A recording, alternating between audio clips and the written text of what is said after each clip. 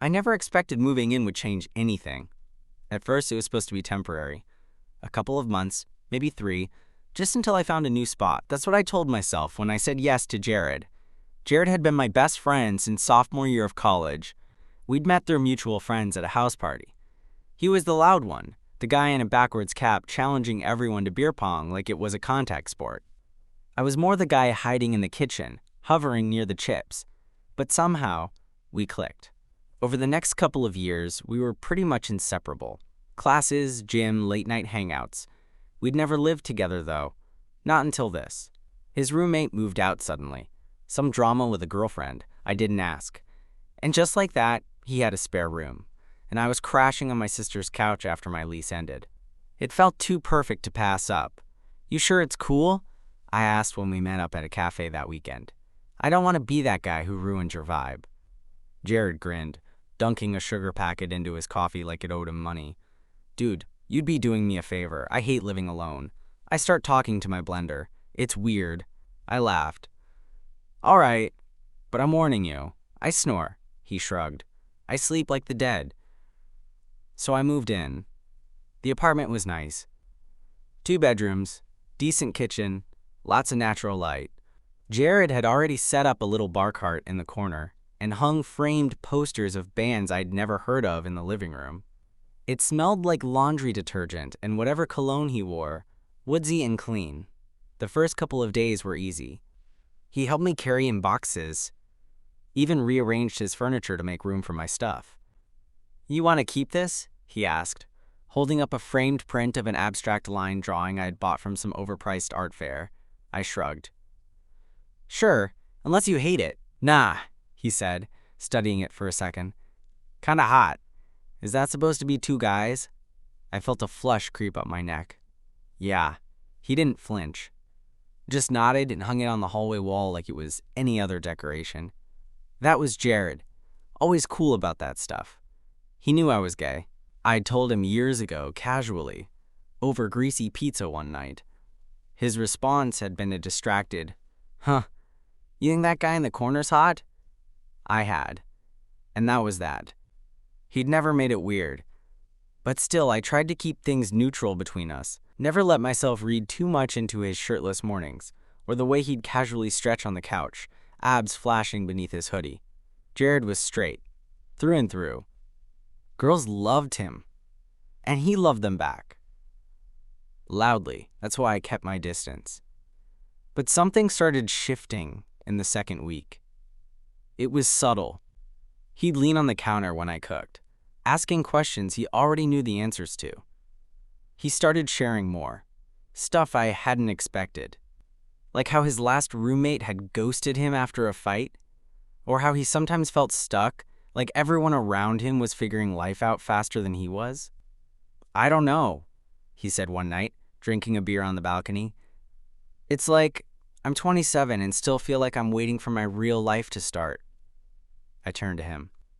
"Maybe this is your real life, just not the part you thought would be the headline."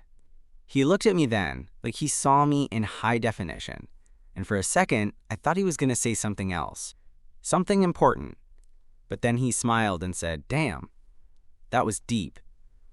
We laughed it off. But that moment stuck with me. More moments followed. Like the night we were watching a movie, and he didn't move his leg away when it brushed against mine. Or the morning I walked into the kitchen in just my boxers, and found him staring for a beat too long before looking away. I told myself I was imagining it.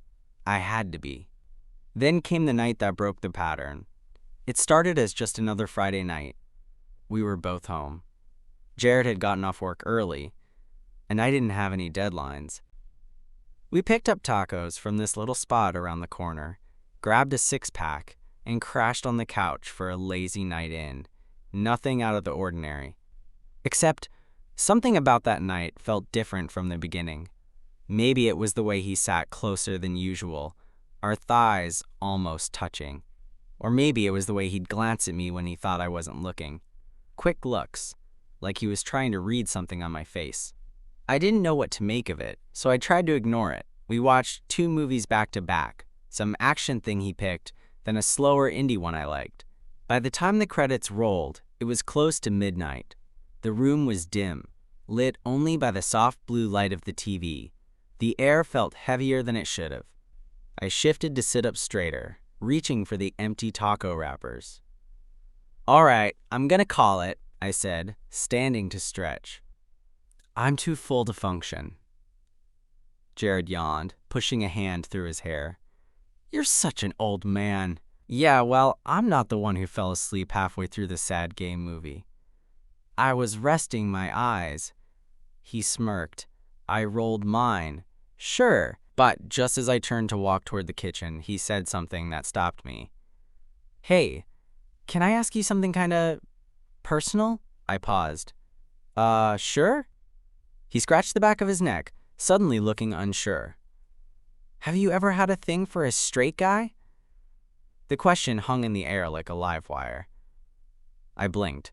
Wow. "Okay, going straight for the big ones." He laughed nervously. "Sorry, forget it. It's dumb." "No, it's not," I said, turning back to face him.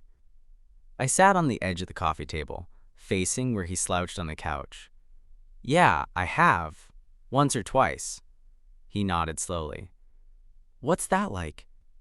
I studied him, unsure where this was going. Kind of like having an itch you can't scratch. Or maybe more like knowing there's a locked door, and you have the key, but turning it would be wrong. He didn't answer right away. He just looked at me. And then he asked, what if the guy wasn't as straight as he thought? Something flipped in my chest. I didn't know how to respond.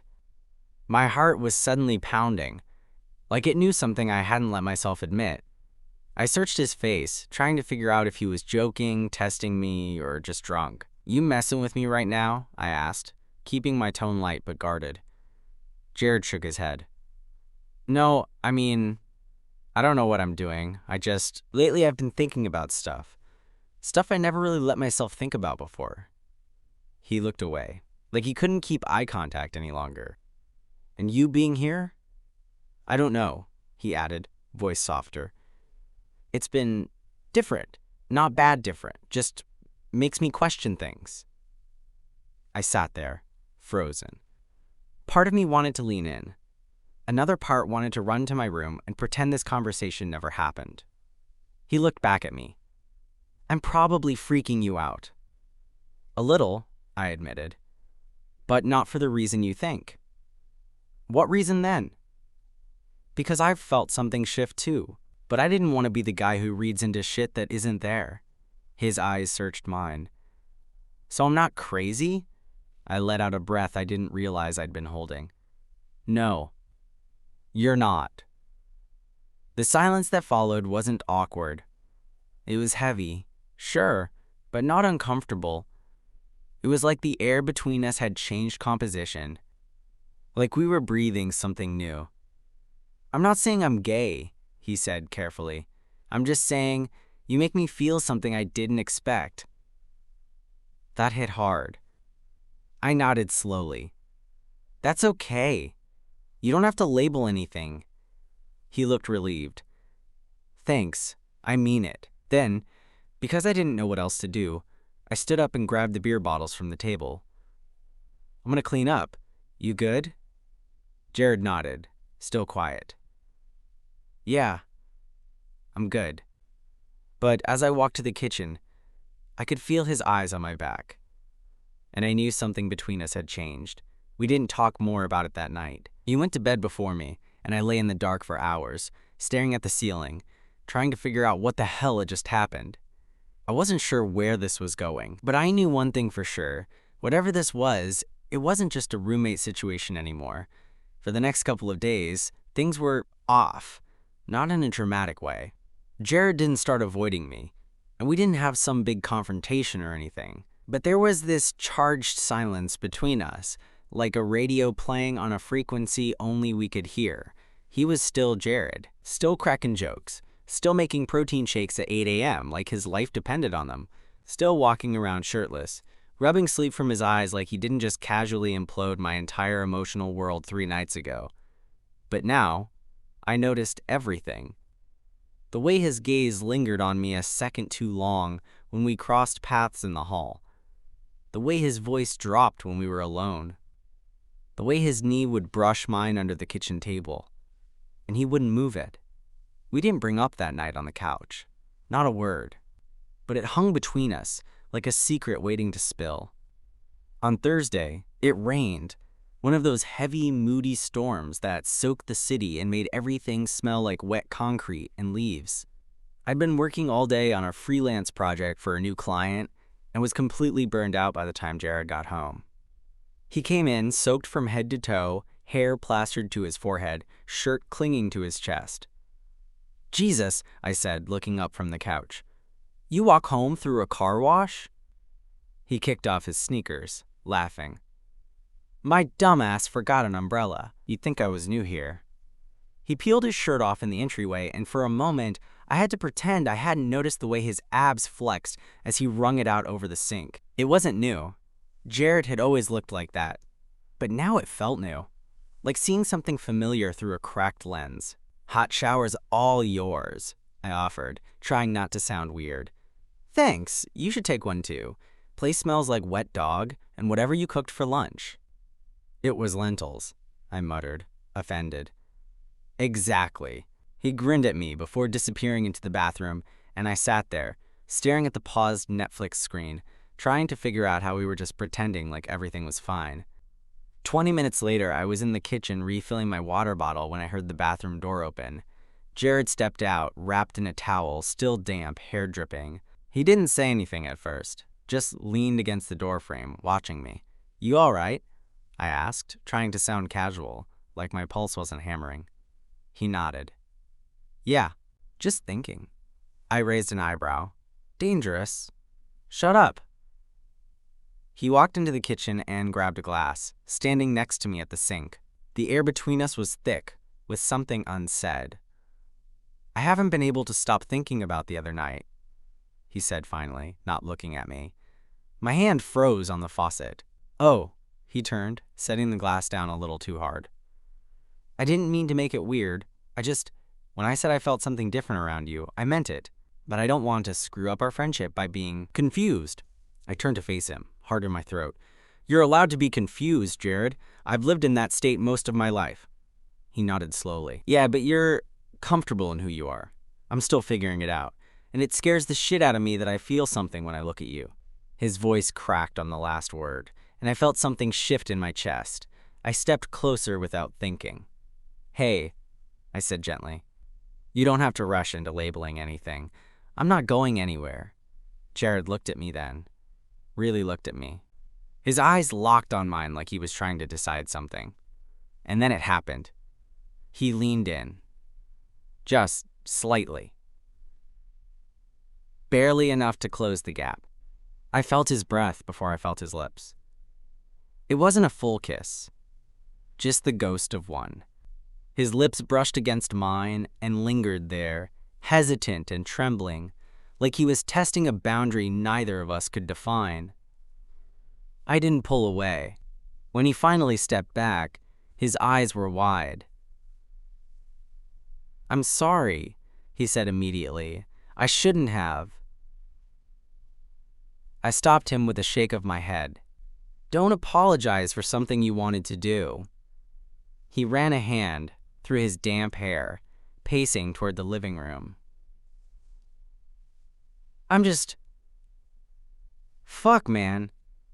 This is messing with my head." I followed him, slower. "Then let it. You don't have to figure it all out tonight. But don't pretend nothing's happening. Not after that." Jared sank onto the couch, elbows on his knees, breathing heavily like he'd just run 5 miles. I sat next to him, close but not touching. "Do you regret it?" He looked at me. "No," he said. "That's the problem." We sat there in silence, the sound of the rain tapping against the windows. No more confessions, no more touches that night, but something had cracked open between us. Something that wasn't going to close. We didn't talk about the kiss. Not the next morning. Not that weekend. Not even the night after, when we both stayed up watching reruns on the couch, pretending like everything was normal. Jared didn't bring it up, and I didn't want to be the one to break the fragile truce we seemed to have settled into. But the silence didn't make it go away. It just made it worse. I kept thinking about it, the way he looked at me right before. The way his lips had barely touched mine, like he wasn't sure if he had permission. The way he pulled back, panicked and flushed, like he'd made some terrible mistake. Except he hadn't. Because I didn't stop him. Because I didn't want to. I told myself not to read into it. That it might have been a fluke.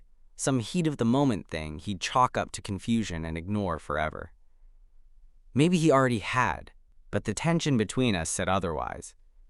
It was in the small things, the way he hovered near me in the kitchen, not quite making eye contact. The way his laughter felt more nervous now, a little too quick.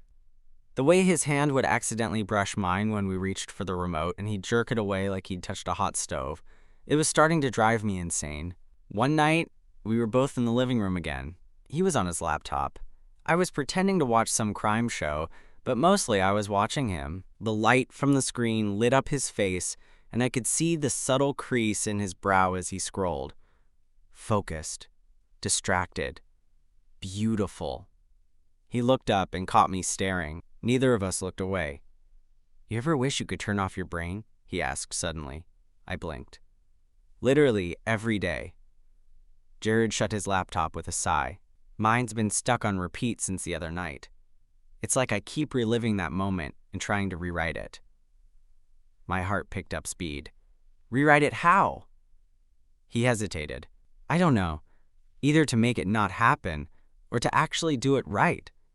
I swallowed, sitting forward. Which one do you want more? He didn't answer immediately, just stared at his hands, clasped in his lap. Then, finally, he said, "Depends what happens after." That answer felt like a punch and a lifeline at the same time. I think about it too, I admitted, my voice quieter than I meant. Not even just the kiss. The before it.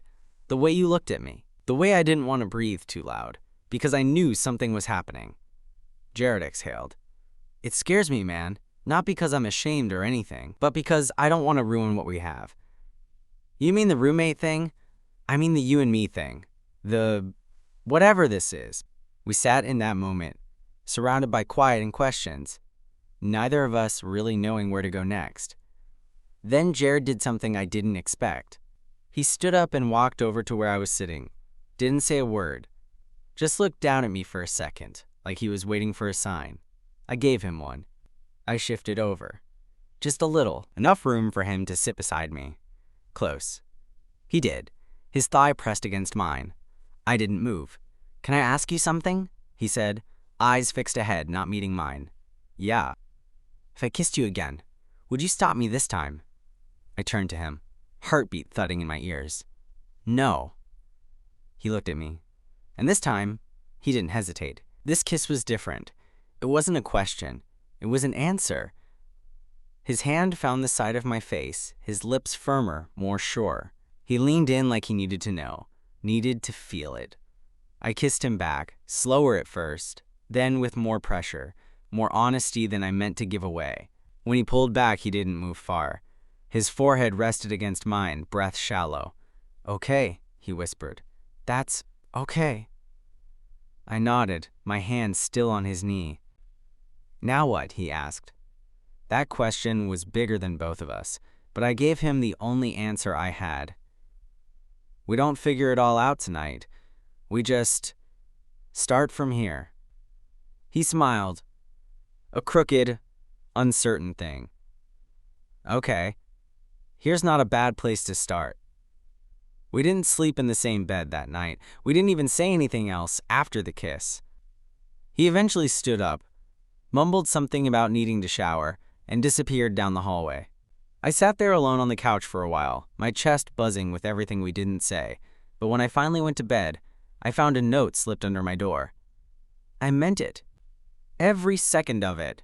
It wasn't signed. Didn't need to be. After that night, everything changed again, but not in the loud, obvious way you'd expect. There were no dramatic confessions, no sudden announcement of what we were to each other now. If anything, things just shifted. Quietly, deliberately. The air between us carried something heavier than before. A kind of shared knowing that lingered in everything.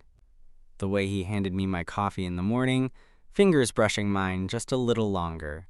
The way he'd pass behind me at the sink and let his hand rest on the small of my back. Casual enough to be explained away, but neither of us did. We never talked about the second kiss, but we didn't avoid it either. It was like we'd both agreed to carry this thing between us, like a secret folded into our days.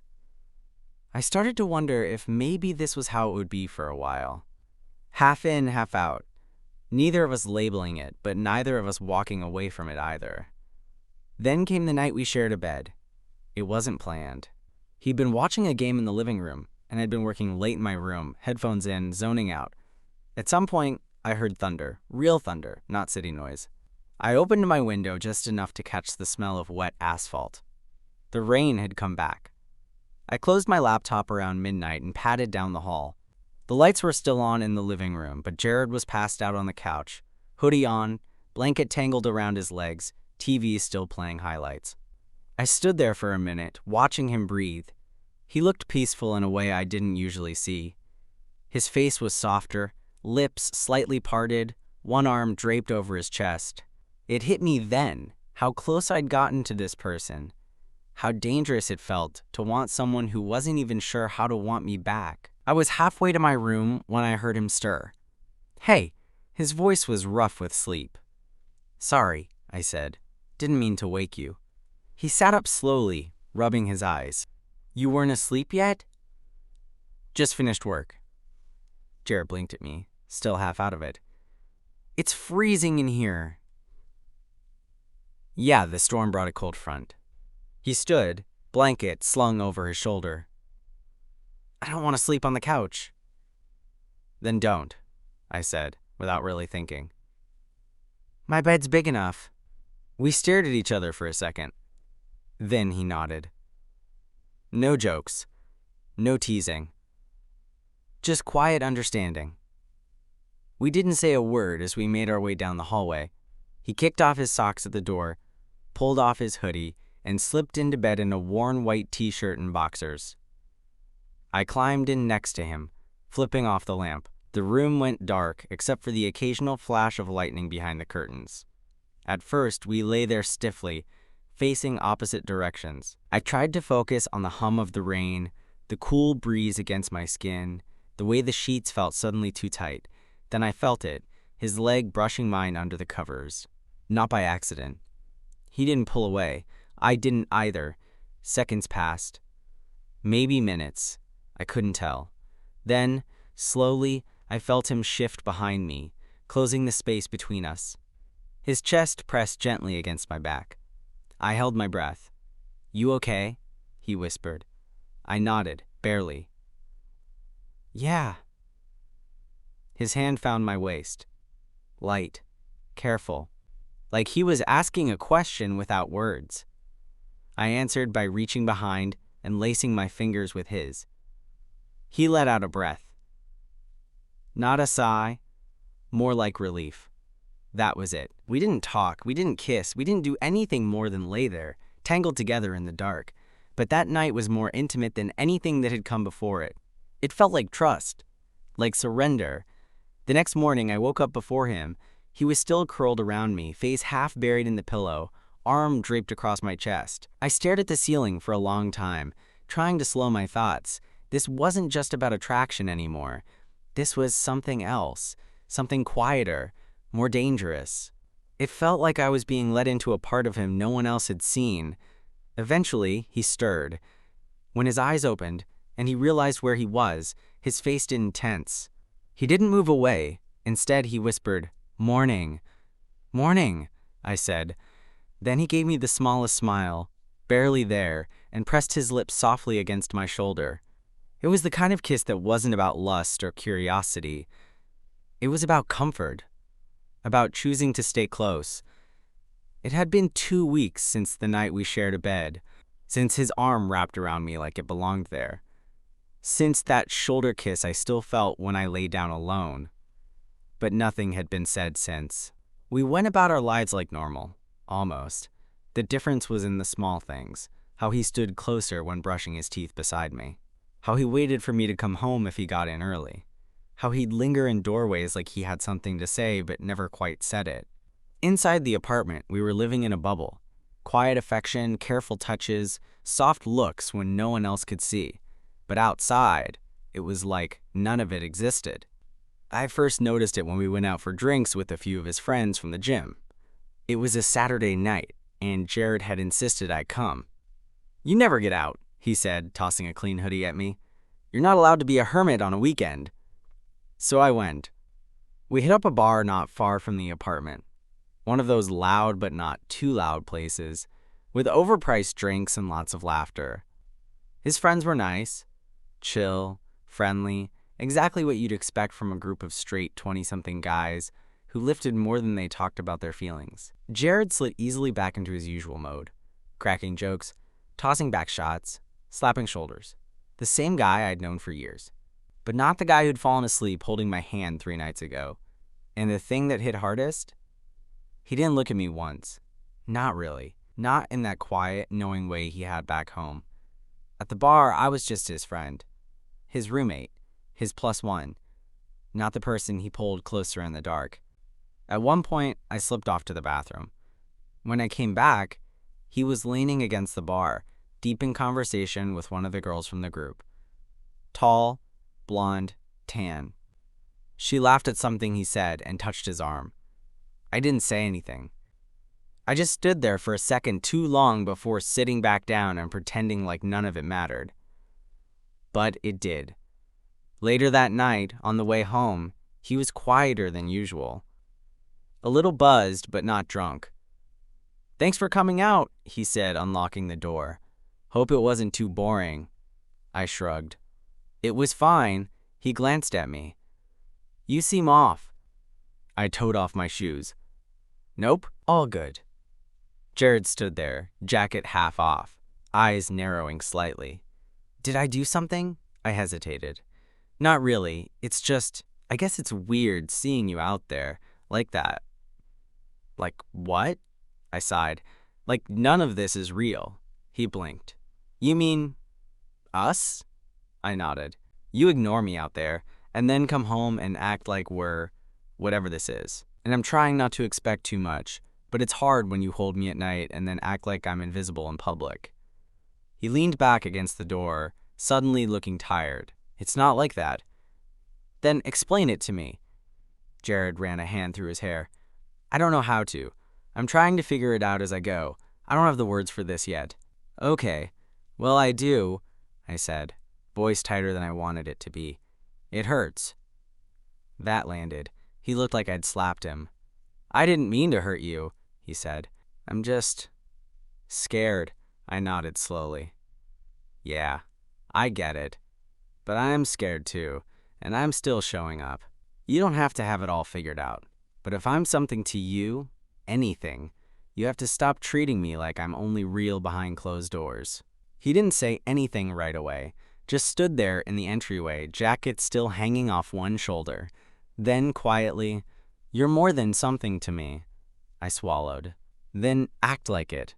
He nodded once, a flicker of guilt and something else, maybe fear, maybe shame, in his eyes. "I will," he said. "I promise." That night, we didn't sleep in the same bed. But the next morning, I woke up to the smell of bacon. Jared was in the kitchen, shirtless, flipping pancakes like it was a peace offering. When I walked in, he looked up at me, not like a roommate, not like just a friend, but like someone who'd finally decided something.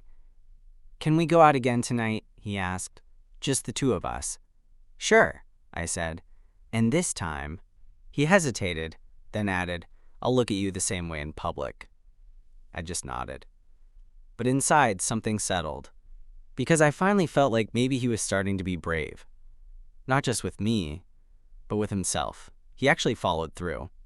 That Saturday, Jared picked a small place downtown. Nothing fancy, just a chill little gastropub with dim lighting and warm booths. It wasn't somewhere we'd been before, and that felt intentional. Like he didn't want to be seen by someone he knew.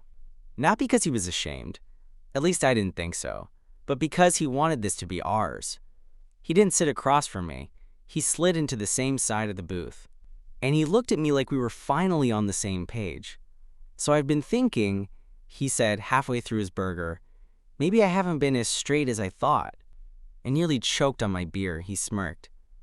"Sorry, that was blunt." "You think?" He laughed under his breath, but there was something serious in his eyes. I don't know. I never let myself go there before. Not because I was scared of being gay or whatever, just because I didn't need to. Until now." "Until me?" I asked carefully. He nodded. "Yeah, you're the first person who's ever made me feel like I could be more than what I always assumed I was." The words landed in my chest like a fist and a handhold all at once.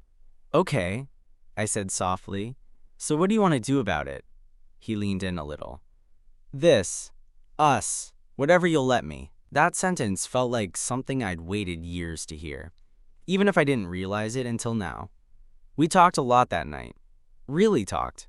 About what we both wanted. About what scared him. About why he was so hesitant to touch this part of himself until it started to affect how he saw me. "Every time I kissed a girl after you moved in," he said, staring into his drink, "I kept thinking about you. It freaked me out. I thought I was broken or something." "You're not broken," I said. "You're just opening a door you didn't know was there." He looked up at me then, eyes serious. "You were the key." That was it. That sentence broke me a little. And then he did something he hadn't done before. He reached across the table and took my hand. Right there, in public. No one noticed. But I did. It was everything. After dinner, we didn't go straight home. We walked. Long enough to burn off the nerves, long enough for the city to feel quieter than usual. It was cool out. One of those nights that makes you wish you'd brought a jacket, but you're too stubborn to say it. Jared noticed me shivering and took off his hoodie, tossing it at me. "You're not subtle," I muttered.